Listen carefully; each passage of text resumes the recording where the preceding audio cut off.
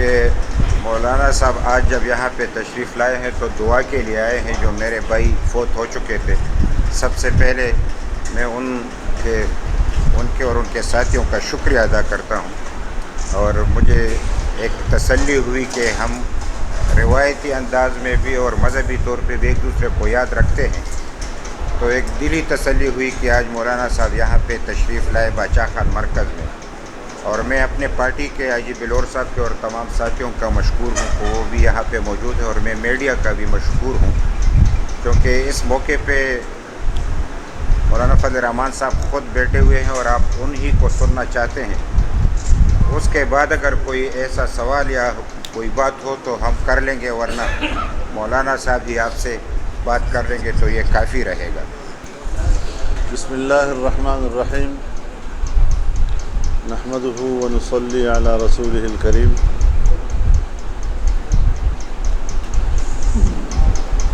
Corona virus کی جو وبا پوری دنیا میں آئی، اس سے جہاں بہت سے خاندان متاثر ہوئے، وہاں ہمارے نہایت محترم جناب میاں افتخار حسین صاحب، ان کے بھائی اس وائرس کا شکار ہوئے اور اسی میں وہ ہمیں داغ مفارقت دے گئے. پہلی مرتبہ اس کے بعد میں پشاور آیا ہوں. میں نے ضروری سمجھا کہ میں ان کی خدمت میں حاضر ہوں. اور ہمارے چونکہ بہرحال روایات بھی ہیں اور اس حوالے سے ہم نے ہمیشہ ان روایات کو اور اس تعلق کو نبھایا ہے، تو میرے اس وقت آنے کا مقصد تو اسی حد تک ہے. اور دعا ہے کہ اللہ تعالیٰ مرحوم کو جوار رحمت میں اعلیٰ مقام نصیب فرمائے اور ان کے تمام خاندان کو اللہ صبر جمیل عطا فرمائے اور اس موذی مرض سے اللہ پوری انسانیت کی حفاظت فرمائے. یہ مقصد تھا میرے یہاں آنے کا. اب اگر کوئی سوال ہے تو آپ ذرا بتائیں. کہ اس وقت جو آپ کوشش کر رہے ہیں ایک مرتبہ پھر تمام کوشش جماعتیں ایک پیج پر آ جائیں اور گورنمنٹ کے خلاف تحریک شروع کی جا سکے، کیونکہ مارچ تک کا جو ٹائم ہے یہی امپورٹنٹ ٹائم ہے. مارچ میں جب سینٹ الیکشن ہو جائیں گے تو گورنمنٹ سینٹ میں بھی پی ٹی آئی سینٹ میں بھی اکثریت لے لے گی اور پھر اس کے لیے مسائل کم ہو جائیں گے. لیکن اس وقت تک کی جو صورتحال ہمیں نظر آ رہی ہے، نہ مسلم لیگ آپ کے ساتھ کھڑے ہونے کے لیے تیار ہے باوجود آپ کی کئی کوششوں کے، نہ پیپلز پارٹی آپ کے ساتھ کھڑے ہونے کے لیے تیار ہے. آپ مایوسی کا شکار بھی نظر آتے ہیں، تو کیا کریں گے آگے آپ؟ مایوسی کا شکار تو میں نہیں ہوں اور نہ ہی مایوسی ہم نے اپنے قریب آنے دی ہے. اور اس حوالے سے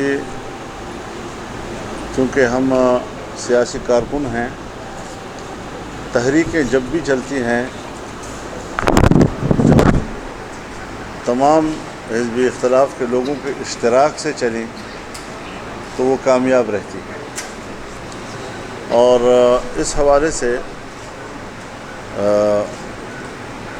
اس پر اختلاف نہیں کہ ہم اے پی سی بلائیں، اس پر کوئی اختلاف نہیں کہ ہمیں ایک نئی تحریک کی طرف جانا چاہیے.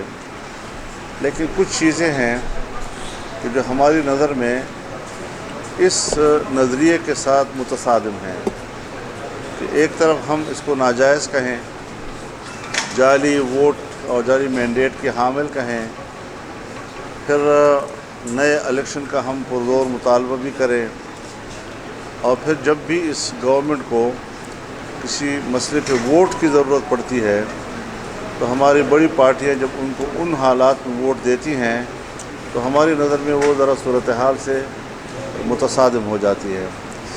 تو اب بھی ہمارا ان سے یہی تقاضا ہے کہ یہ روش اگر ترک کر دی جائے اور بڑی وضاحت کے ساتھ اور یکسوئی کے ساتھ ہم حزب اختلاف کریں اور اختلاف رائے کریں، تحریک چلائیں، تو یکسوئی کے ساتھ ہی ہم قوم کا اعتماد حاصل کر سکیں گے. اگر ہمارے قول اور فعل میں تضاد ہو، ہمارے عمل میں تذبذب ہو، تو پھر عام آدمی کا وہ اعتماد ہم حاصل نہیں کر سکتے جو ہونا چاہیے. تو اس حوالے سے ہمارے رابطے اس وقت بھی جاری ہیں اور ہم یہ ضرور چاہیں گے کہ ہم اس تذبذب سے نکلیں، یکسوئی کی طرف جائیں اور بڑے واضح لائن ہم قوم کے سامنے رکھیں تاکہ عام آدمی حزب اختلاف کی تحریک پر بھرپور اعتماد کر سکے۔ مولانا صاحب یہ بتائیے کہ کب اے پی سی آپ بلا رہے ہیں اور پیپلز پارٹی پر اور نون لیگ پر آپ کا کتنا اعتماد ہے؟ دیکھیے میں نے آپ کو اس کا جواب تو دے دیا ہے کہ ہمیں یکسوئی چاہیے۔ اس یکسوئی کے لیے ہم یہی اعتماد حاصل کرنا چاہتے ہیں جس کا آپ سوال کر رہے ہیں، تاکہ ہم اس تذبذب پہ نکلیں، ایک نیا میثاق ہو، اور اس میثاق میں ہم جمہوریت کو جو اس ملک کا ایک سیاسی نظام ہے اس پر ہم واضح ہو جائیں کہ کیا ہم نے اس ملک میں قوم کا، اگر ہم اپنے آپ کو نمائندہ کہتے ہیں اور اسی قوم کے ووٹ کو چرایا گیا ہو، اور ہمارا فرض ہو کہ ہم اس قوم کو وہ امانت واپس لوٹائیں، تو پھر اس میں کوئی ہچکچاہٹ نہیں ہونی چاہیے، بڑی وضاحت کے ساتھ ہمیں قوم کے سامنے اپنا موقف لانا چاہیے۔ مسلم لیگ نون اور پی پی پی کے اشتراک سے جو ایف اے ٹی ایف والے بل حالیہ دور میں پاس کیے کچھ دن پہلے، اس پہ آپ کی حکومت کا کیا موقف؟ اس پر ہم اپنا موقف دے چکے ہیں۔ ہم نے ہماری پارٹی کے پارلیمانی پارٹی کا بھی اجلاس ہوا ہے، بڑی تفصیل کے ساتھ ہم نے اس قسم کے جو بل آئے ہیں اس کا جائزہ لیا ہے، اور اس کا قانونی پہلو، اس کا سیاسی پہلو، سب ہم نے اس کی بڑے عمیق نظر سے ہم نے ان کو دیکھا ہے۔ ایک طرف ہم 14 اگست منا رہے ہیں جو ہمارے یوم آزادی ہے، دوسری طرف ہم پارلیمنٹ میں وہ قانون سازی کر رہے ہیں جو آزادی کی نفی ہے۔ یعنی اگر آج اقوام متحدہ کی یو این کا کوئی قرارداد آئے اور اس قرارداد کے ساتھ ہمارے اپنے ملک کا کوئی قانون متصادم ہو، تو ہمارے ملک کا قانون غیر مؤثر ہو جائے، تو اس میں آزادی تو گئی۔ اگر ان کی طرف سے کوئی قرارداد آئے اور وہ تقاضا کرے کہ 2 سے 5 گھنٹے 6 گھنٹے تک اس کو نافذ العمل ہونا چاہیے، تو پھر ہمیں اس پہ کسی ایک لمحے کی تاخیر کی اجازت نہیں ہوگی۔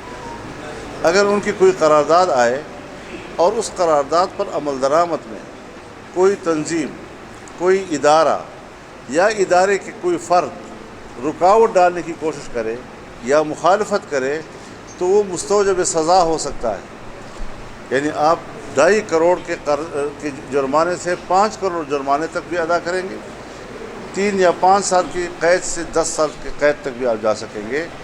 کل اگر یہی یو این ایک ایسی قرارداد لے آتی ہے جو کشمیر کے حوالے سے ہو اور پاکستانی موقف کے بالکل متضاد ہو، اس وقت پھر آپ بتائیں کہ پاکستان کہاں کھڑا ہوگا، بحیثیت ریاست ہماری پوزیشن کیا ہوگی۔ تو یہ ساری چیزیں لگتا ایسا ہے کہ عالمی قوتیں ان کو کسی نہ کسی دباؤ کے تحت ہمارے قوم کے ووٹ کو چوری کر کے لائے اور ہم پر انہوں نے مسلط کیا، اور اس ایجنڈے کے لیے لائے ہیں جو ایجنڈا آج ایف اے ٹی ایف کے تحت شرائط کے تحت قانون سازی کی صورت میں ہم دیکھ رہے ہیں۔ تو اس حوالے سے ہمارا ایک گلہ شکوہ اپنی جگہ پر ہے کہ بڑی جماعتوں کو جو ہمارے اپوزیشن کے ہیں ان کو اس میں سہولت کاری نہیں کرنی چاہیے تھی۔ مولانا صاحب، آپ نے خود فرمایا ہے کہ بڑی جماعتوں نے ایک مرتبہ پھر سہولت کاری کا کردار ادا کیا ہے۔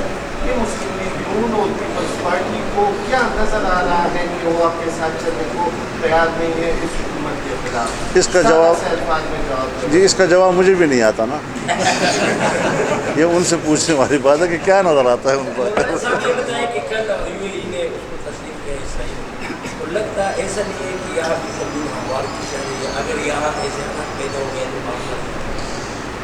میرے خیال میں یہ فلسطینیوں کی جو جدوجہد آزادی ہے، یہ معاہدہ بالکل اس 70 سال کے دور پر محیط جدوجہد آزادی کی نفی ہے، اور اس حوالے سے قوموں کی قربانیاں، قوموں کی جدوجہد، چاہے وہ کشمیر میں ہو اپنے آزادی کے لیے یا فلسطین میں ہو اپنی آزادی کے لیے، اس کی کوئی قدر و قیمت نہیں ہے۔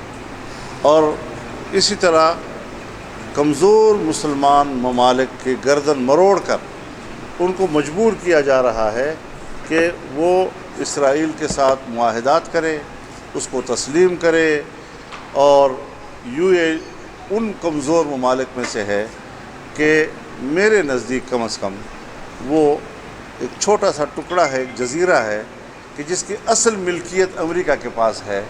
برائے نام وہاں پر کچھ خاندان بیٹھے ہیں جو اپنے آپ کو بادشاہ سمجھتے ہیں، لیکن وہ وہاں کی چھوٹی سی آبادی کے لیے تو بادشاہ ہیں، لیکن عالمی سطح پر وہ بڑی قوتوں کے ایک پپٹس کی حیثیت رکھتے ہیں اور ان سے یہ قسم کے فیصلے کرائے جاتے ہیں۔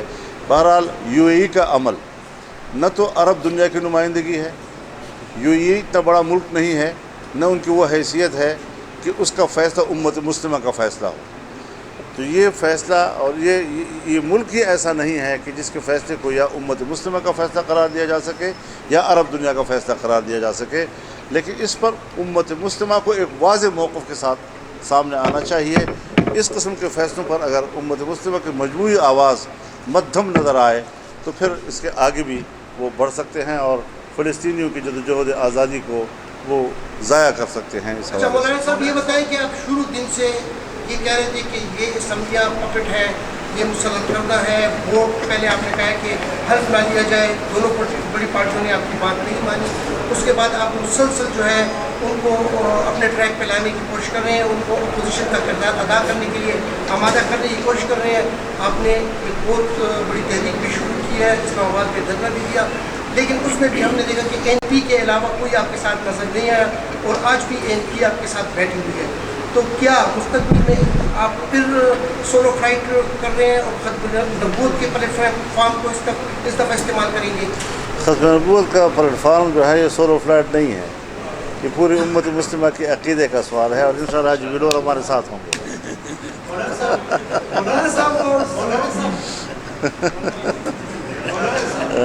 جب یہ دھرنا دیا تھا اسلام آباد تو آپ جب اٹھ گئی تو کچھ وعدے کیے تھے، تو کافی وقت گزر گیا وہ وعدوں کا کیا، آج کو بتا دیں کہ وہ کیا وعدے تھے؟